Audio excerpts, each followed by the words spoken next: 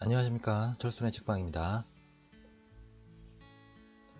네, 오늘 여러분들에게 소개해 드릴 책은 브라운스톤 지음의 부의 인문학이라는 책입니다. 책 소개에 앞서 이 책의 저자 브라운스톤을 먼저 소개시켜 드리면 연세대학교 경영학과를 졸업하고 재무관리를 전공하셨다고 합니다. 80만 회원 네이버 카페 부동산 스터디에서 우석이란 필명으로 활동하고 있다고 하고요.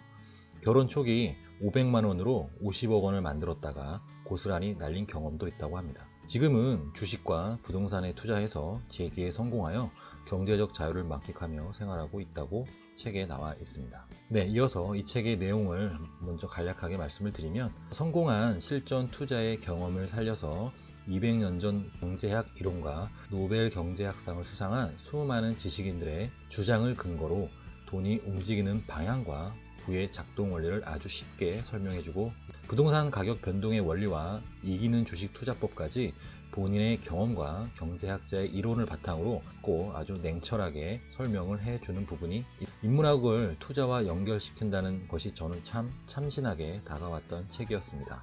이 책은 총 4장으로 구성되어 있습니다. 제1장 노예의 삶을 선택한 사람들에서는 정치나 정책 안에서 경제가 움직이는 원리가 무엇인지, 그것이 우리에게 어떠한 영향을 주는지 등이 자세하게 나와 있습니다. 두 번째 장에서는 부동산 가격이 움직이는 메커니즘이라는 제목으로 부동산 가격이 움직이는 메커니즘을 통해 오늘 우리에게 필요한 현실적인 부동산 투자법은 무엇인지 설명해 주고 있습니다. 세 번째 장인 반드시 이기는 주식 투자법에서는 경제학자들의 이론을 바탕으로 필승 주식 투자법을 소개하기도 합니다.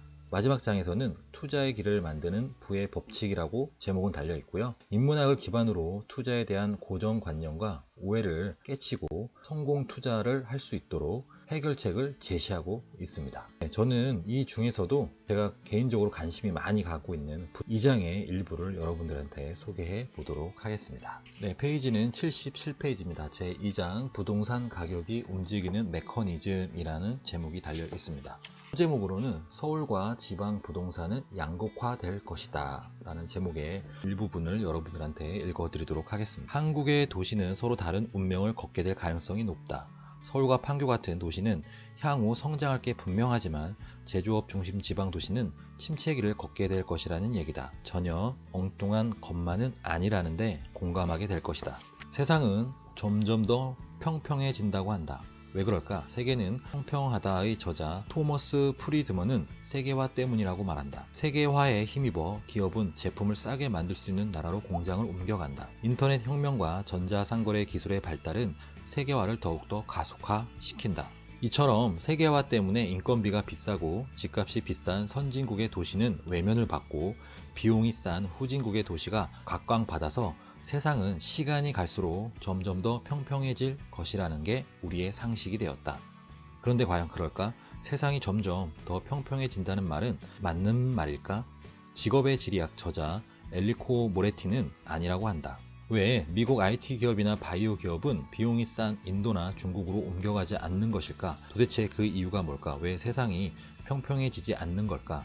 엘리코 모레티에 의하면 세계화가 적용되는 분야가 있고 적용 안 되는 분야가 있다고 한다. 전통 제조업은 세계화로 국제 분업이 일어나고 세상이 평평해지는 방식으로 진행된다. 예를 들면 제조업 공장은 미국에서 한국으로, 한국에서 다시 중국으로 옮겨간다. 스웨터 만드는 공장은 인건비가 싸고 전기가 들어오고 땅값이 싼 곳이면 어디든 옮겨갈 수 있다. 계속해서 86페이지 한국의 부동산 투자와 관련한 통찰은 무엇인가 라는 소제목으로 달려있는 부분의 일부를 여러분들한테 들려드리겠습니다. 이와 같은 지리적 특성을 부동산 투자에 활용한다면 다음 몇 가지 시사점을 얻을 수 있다. 첫째, 제조업 중심의 지방 도시는 쇠퇴할 가능성이 높아 부동산 투자에 주의가 필요하다. 서울 판교는 IT, 금융, 바이오, 엔터테인먼트 같은 혁신 기업이 자리 잡아 향후 부동산 전망이 좋다. 지식 기반 산업 사회에서 대학과 연구소는 중요하다. 서울에는 좋은 대학이 모두 몰려 있고 혁신 산업인 방송국, 금융기관, 벤처 캐피탈 회사, 엔터테인먼트, 세계의 경영 컨설턴트 역시 서울에 집중되어 있다. 셋째, 정부가 국토 균형 발전을 위해서 지방 도시를 활성화하려는 노력은 성공하지 못할 것이다. 과거 국토 균형 발전이란 명목 아래 지방을 살리기 위해서 추진한 기업 도시와 혁신 도시의 모습은 어떤가? 아직도 기업의 입주율은 낮고 상가는 텅텅 비고 당초 기대한 성과를 거둔 곳이 많지 않다. 우리나라의 도시 간 불평등은 시간이 갈수록 심화될 것이다. 우리가 도시 간 불평등을 원하지도 않고 바람직하다고 생각하지도 않지만 세상은 그렇게 불평등이 확대될 것이다. 어떤 도시가 성장하고 어떤 도시가 쇠퇴할지 미리 알 수 있다면 재정적 불행을 피할 수 있을 것이다. 분명한 사실 하나는 바로 이것이다. 돈을 벌고 싶다면 혁신 기업이 주도하는 도시에 투자하라. 계속해서 89페이지 슈퍼스타 도시 서울에 투자하라는 부분의 일부를 계속해서 읽어보도록 하겠습니다. 그런데 왜 슈퍼스타 도시로 인재와 기업이 집중되는 것일까? 저자는 두 가지 이유로 설명하고 있다. 첫째, 기업이 자기의 이익을 찾아서 슈퍼스타 도시로 몰린다. 노벨 경제학상을 수상한 경제학자 폴 크구먼은 기업이 왜 특정 지역에 몰려 있는지 잘 설명한다. 설명에 따르면 기업의 운송비가 낮은 경우에는 여러 곳에서 분산 생산하는 것보다 한 곳에 집중해서 대량 생산을 하면 생산 단가가 떨어져서 유리하고, 또 여러 기업이 모여서 산업단지를 만들면 공간재와 노동력을 구하기 쉬워서 더 유리해진다. 둘째, 인재가 슈퍼스타 도시로 모인다는 것이다. 인재가 모이면 서로 자극을 주고받아서 더 좋은 아이디어와 기술이 생겨나고 혁신이 일어난다. 계속해서 2000년 이후 슈퍼스타 도시의 집값이 급등했다라는 제목의 일부를 읽어드리도록 하겠습니다. 사실 나는 서울이 진짜로 슈퍼스타 도시가 될 수 있을지 의심스러웠다. 그런데 저자가 각 나라의 도시를 평가해서 슈퍼스타 도시의 랭킹을 매겨놓았다. 그 기준에 따르면 서울은 슈퍼스타 도시라고 한다. 책에 따르면 1위는 뉴욕, 2위는 런던, 3위 도쿄, 4위 홍콩, 5위는 파리, 6위는 싱가포르, 7위는 LA, 8위 서울, 서울이 베이징, 상하이, 토론토, 시드니, 시카고, 샌프란시스코 등의 도시보다 앞선 순위에 있다는 점은 놀랍다. 이 순위의 평가 기준은 5가지로 1인당 GDP, 금융 능력, 글로벌 경쟁력, 비즈니스 활성도, 삶의 질 기준이라고 합니다. 네, 계속해서 101페이지에는 서울에 집을 사야 하는 분명한 이유라는 제목으로 나와 있는 부분이 있는데요. 제가 계속해서 읽어보도록 하겠습니다. 나는 그동안 줄곧 서울에 집을 사라고 말해왔다. 성남 재개발 투자에 대해서 몇 번 이야기한 적은 있지만 예외적인 경우였다. 그럼 내가 왜 서울 하는 걸까? 그건 가장 좋은 것만 말하고 싶기 때문이다. 나의 투자자로서의 판단 뒤에는 항상 애덤 스미스가 있다. 지금 우리가 알고 있는 대부분의 경제학은 경제학의 아버지라 불리는 애덤 스미스에게서 비롯된 것이다. 그가 평생 독신으로 살면서 10년에 걸쳐서 쓴 대작이 바로 국부론이다. 이 책은 경제학에서 성경 같은 책으로 후대의 많은 경제학자들에게 영감과 아이디어를 주었다. 애덤 스미스의 화두는 딱 하나, 어떻게 해야 나라가 잘 살 수 있는가 하는 것이었는데 그가 찾은 답은 바로 분업이다. 그는 팀 만드는 걸 예로 들면서 분업의 효율성을 설명했다. 국부론에서는 그는 첫 번째 사람은 철사를 늘리고, 두 번째 사람은 철사를 곧게 펴고, 세 번째 사람은 철사를 끊는 등 핀 만드는 작업을 18개로 나누어서 하니 혼자서 만들었다면 하루에 20개도 못 만들 핀을 하루에 4,800개를 만들 수 있게 되었다고 적고 있다. 이것이 분업의 힘이다. 그렇다면 분업하고 서울에 집 사는 것은 무슨 상관이 있을까? 자, 생각을 해보자. 분업을 하려면 어떻게 해야 할까? 사람이 한 곳에 모여야 한다. 그래야 분업이 가능해지기 때문이다. 그래서 도시의 인구가 집중되는 것이다. 도시가 커질수록 분업의 이익은 커진다. 그래서 사람들은 각자 자신의 이익을 찾아서 서울로 몰려오게 되는 것이다. 리카도의 비교 우위론을 부동산 투자에 접목하면 어떤 통찰을 얻을 수 있을까? 제조업 공장은 비교 우위론에 따라서 전부 후진국으로 옮겨가고 있다. 우리나라의 제조업 공장도 싼 임금과 싼 땅값, 싼 재료를 찾아서 점점 해외에 나가고 있다. 새로운 공장은 멕시코, 베트남, 인도 등에 들어서고 있다. 과거 제조업의 메카이던 거제, 창원 등 경기가 예전 같지 않다. 이는 일시적인 현상이 아니라 거대한 흐름이다. 계속해서 114페이지 리카도에 대한 얘기가 나와 있는 부분을 또 한번 계속해서 읽어보도록 하겠습니다. 리카도는 인구가 늘고 경작지가 늘어날수록 농업 자본가의 수입이 늘어나는 것보다 지주의 수입이 더 많이 늘어나며 농부는 수입이 그냥 먹고 사는데 그친다고 말했다. 최종 승리자는 땅 주인이라는 것이다. 리카도의 차액 지대론이 우리에게 시사하는 점은 무엇일까? 인구가 늘어날수록 차액 지대는 늘어나고 비옥한 땅 주인은 더 부자가 된다. 결국 인구가 늘어나는 곳에 비옥한 부동산을 사야 한다. 유혹한 땅은 어디일까? 중심지 땅이다. 우리나라에서 인구가 늘어날 수 있고 중심지인 곳은 어디일까? 바로 서울이다. 리카도의 차액 지대론에 따르면 서울에 똑똑한 집 한 채 가진 사람이 평범한 월급쟁이가 평생 월급을 모아서 번 것보다 더 많이 벌 수도 있다는 얘기다. 첫 번째, 지대는 그 땅에서 생산되는 상품의 수요와 가격에 따라 결정된다. 예를 들어서 쌀을 생산하는 논의 가격은 쌀의 수요와 가격에 따라 결정된다. 상가 월세 역시 상가 주인이 마음대로 정하고 올리는 게 아니라 상가의 수익력에 따라 달라진다. 즉, 상가에서 얼마나 수입을 벌어들일 수 있느냐에 따라서 정해진다는 것이다. 그러니까 애덤 스미스를 배웠다면 앞으로 상가 월세 올라서 장사 못 해먹겠다, 상가 주인이 나쁜 놈이다 같은 엉터리 주장을 하면 안 된다. 아파트 전월세 가격도 마찬가지다. 집주인이 마음대로 전월세 가격을 올리는 게 아니고 전월세 수요에 따라서 결정된다.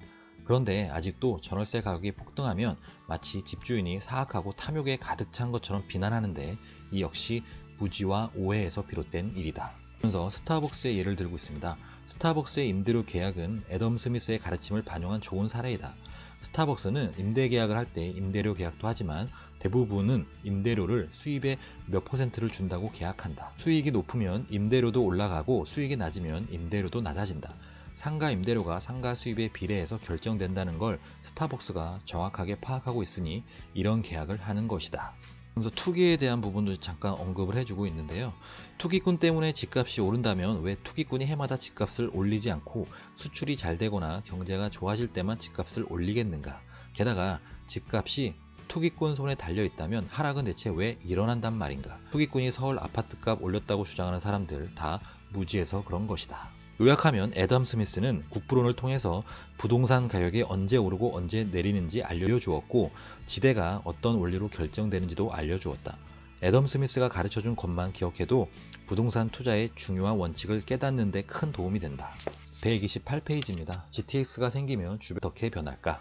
수도권에 GTX가 개통되면 부동산은 어떤 영향을 받게 될까?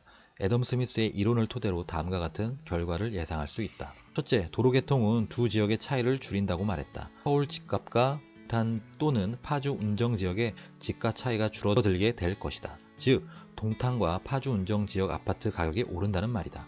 둘째, 동탄과 파주 운정 지역에서 그동안 독점적 지위를 가졌던 상가는 서울과 경쟁하게 되므로 독점적 지위가 약화된다. 결론을 다시 정리해보자. GTX 개통, GTX 역사 인근의 수도권 집값은 오를 것이고 서울 GTX역 근처 상가는 더욱더 잘 될 것이다.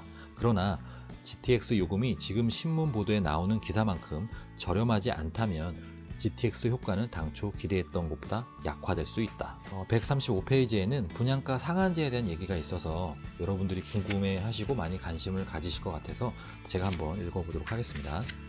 나는 무주택자 시절부터 분양가 상한제에 반대했다. 그리고 다른 무주택자에게도 분양가 상한제를 하면 안 된다고 알리고 싶어 했다. 3년 전, 즉 2006년에도 분양가 상한제에 대해서 계몽 차원에서 글을 기고한 적이 있다. 3년 전보다는 지금 내 생각에 동조하는 사람들이 더 늘어났을 것이다. 대중의 시장 경제에 대한 무지와 이해 부족으로 많은 대가를 치르게 된 사례는 역사를 통해서 수없이 많지만 그 중에서도 로베스피에르의 일화가 가장 좋은 예이다. 프랑스 대혁명 시민들은 생필품 가격이 오른 것에 대해서 불평을 많이 했다. 로베스피에르는 대중의 인기를 얻을 속셈으로 우유 가격을 강제로 반으로 내려 최고가를 정해주었다. 최고가를 어기는 업자는 단두대로 끌고 가서 목을 잘랐다. 여기 보면 우유값을 낮췄더니 결론적으로는 우유값이 10배가 뛰었다는 내용이 나와 있다.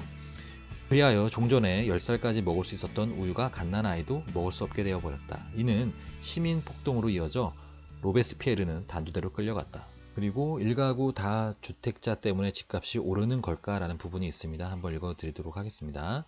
1가구 다주택자가 비난받는 이유는 뭘까? 1가구 다주택자 때문에 집값이 오른다는 생각 때문이다. 과연 1가구 다주택자들이 집값 상승의 주범인가? 애덤 스미스는 대중의 시장 경제에 대한 오해와 무지를 우려했다. 애덤 스미스는 150년 전에 요즘 다주자에 대한 비난과 비슷한 그 당시 골목 중간 상인에 대한 비난이 근거 없음을 경제 원리로 설명했다. 먹는 생필품인 밀을 가지고 중간에 장난치는 놈을 죽여야 한다는 논리는 사는 집 가지고 장난치는 놈들 때려잡아야 한다는 논리와 매우 비슷하다. 쓰리하여 가격을 올린다는 오해를 받는다는 점에서 일가구 다주택자나 곡물 중간 상인이나 같은 비난을 받는다. 일가구 다주택자가 집값을 끌어올리는 주범이 아니라는 것을 이해하기 위해서는 곡물 중간 상인들이 곡물가를 끌어올리는 주범이 아니라는 것을 특별히 설명한 애덤 스미스의 설명을 먼저 들어보자. 그러면서 다른 나라에서는 일가구 다주택자를 규제하지 않는다고 합니다. 그 내용에서 읽어드리도록 하겠습니다. 일가구 다주택자가 집값을 상승시킨다는 대중의 생각은 옳은 것인가? 단기적으로는 그렇다. 그러나 장기적으로는 오히려 집값을 안정시킨다. 단기간을 놓고 보면 일가구 다주택자가 집을 매수하기에 집값을 상승시킨 것처럼 보인다. 그러나 장기간으로 보면 일가구 다주택자는 자신이 사용하는 집 한 채를 제외하고 나머지 집은 모두 임대를 주기에 전세가를 하락시키고 집값을 안정시키는 역할을 한다. 만약에 1주택만 소유할 수 있도록 법을 만든다면 어떤 일이 생길까? 일단은 집을 구매할 수 있는 여유 있는 계층이 집을 사지 못하기 때문에 우리나라의 총 주택 공급수는 줄어들 것이다. 왜냐하면 집을 사는 사람이 없으면 집을 지어서 파는 건설회사가 없기 때문이다. 총 주택수가 줄어들면 자연히 주택 매물과 전세 물량이 급감하게 된다. 그러면 당연히 전세가와 집값은 폭등하게 될 것이다. 일가구 다주택자는 주택 건설에 자본을 대는 장기적인 주택 공급자 역할을 한다. 정말 중요한 포인트는 주택을 공급하는 사람은 건설회사가 아니라 집을 사는 일가구 다주택자라는 점에서 집을 사는 사람이 있어야 주택 공급이 늘어날 수 있다. 다주택 보유자가 서로 경쟁할수록 전세가와 집값이 내린다. 결국 일가구 다주택자 때문에 국가 전체적으로 주택의 공급이 늘어서 주택 가격이 안정되고 무주택자도 좀 더 유리한 조건에서 전세로 살 수 있다. 부동산 얘기를 하고 있고요. 이 다음엔 주식 얘기도 나와 있는데요. 제가 주식은 잘 모르고 관심도 그렇게 크지 않아서 그 부분은 생략을 하도록 하겠습니다. 네, 이렇게 해서 브라운스톤 지음의 부의 인문학이라는 책의 장의 일부를 부동산에 관련된 얘기만 간단하게 설명을 해드렸습니다. 오늘 철순의 책방은 모두 마치겠고요. 이 영상이 작게나마 여러분들에게 도움이 되셨다면 좋아요와 구독 부탁드리겠습니다. 감사합니다. 철순의 책방이었습니다.